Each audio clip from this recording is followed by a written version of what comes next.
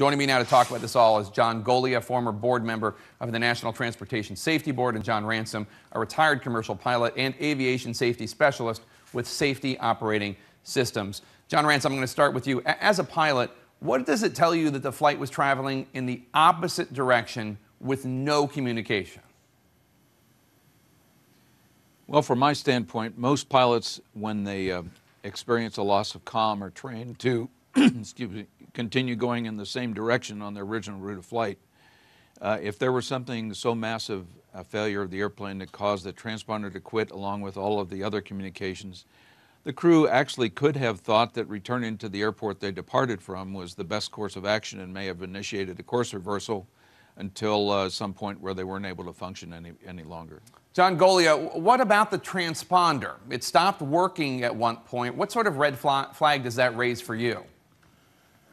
Well, given that this airplane has so many redundant electrical systems on it, my first reaction would be somebody turned it off.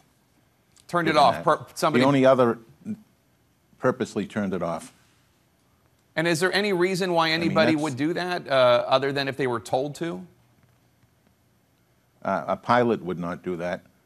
Somebody that didn't want to be seen very well would do that. You know, the transponder, the function is to really enhance the signal from the airplane for radar. Primary radar, which means the actual bouncing the beam off the airplane at long distances, is not very effective. Let's walk through. We've known that for years, so that's why we put a transponder on the airplane, to enhance the signal and provide additional information to air traffic control. Let's walk through some possible scenarios the same way that investigators are trying to consider anything that might have happened and eliminate the ones that could not. Cabin depressurization. That happened with pro golfer Payne Stewart in 1999. He had a small private plane. Also happened with the American Airlines flight in 2010, although that flight landed safely. John Ransom, could that have happened here?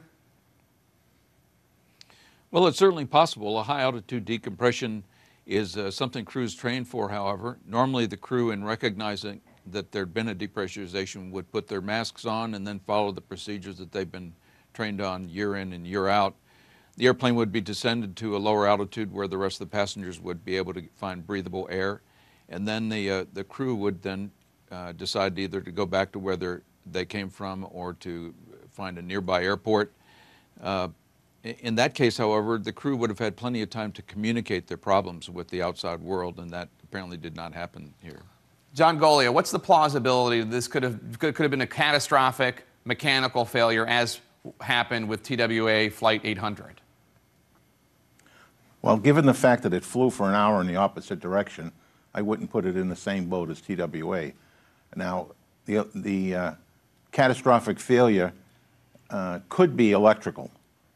It could be something in the electrical distribution center that could have in-opt all the systems, such as a fire on board. That's not uncommon to have the potential to have a big fire on board an airplane, especially in the electrical center, because there's so much energy there.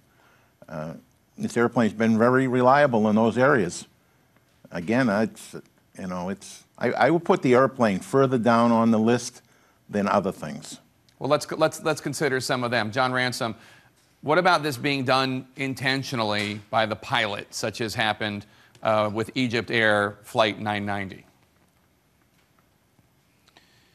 Well, as was mentioned, this is a fairly modern airplane with a bunch of capability to communicate with the outside world, a lot of data transmissions from the airplane.